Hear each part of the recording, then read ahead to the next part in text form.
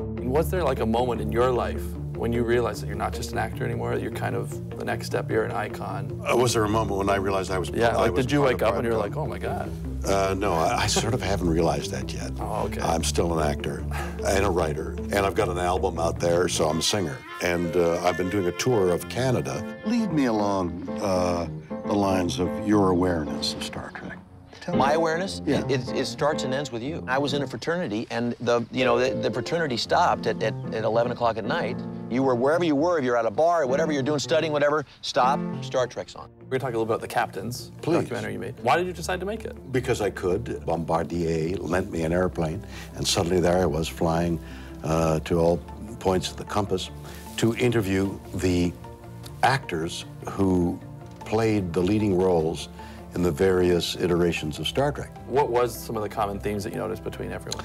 The sacrifices they had to make. We had that in common. Dedication, love of acting, ambition, death and divorce, and all those other things. And you interviewed Chris Pine in the movie. Chris Pine? Yeah, now Captain Kirk, I guess, which is dirty to say. It's dirty. It feels bad. It feels weird. Yeah. You said what?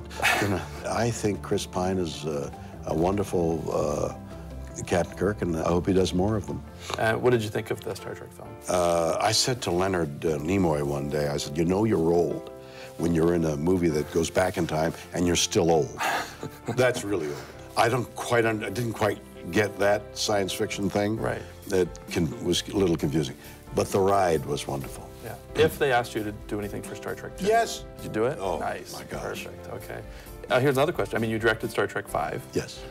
If they asked you ever to direct a new Star Trek movie, what would you do differently? My orientation to Star Trek is it's got to have a great story, a great story. The movie I directed, I started off with Star Trek goes in search of God.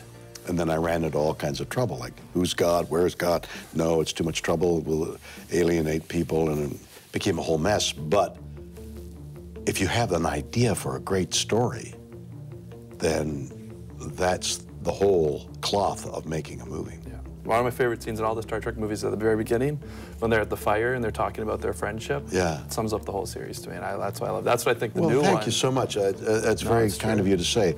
That was my idea.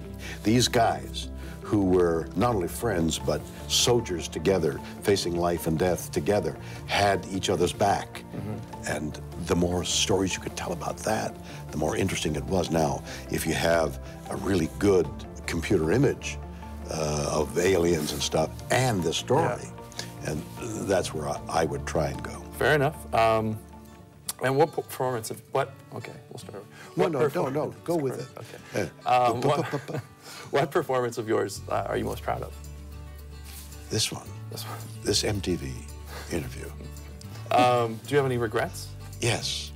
This MTV interview. Yes, the MTV interview. The perspiration it's making me very, very awkward. Is there anything else you want to plug? Or no, I think I've plugged enough. Have you got makeup on? No. No? Should I? Are you that pale all year round? Oh, man. Okay.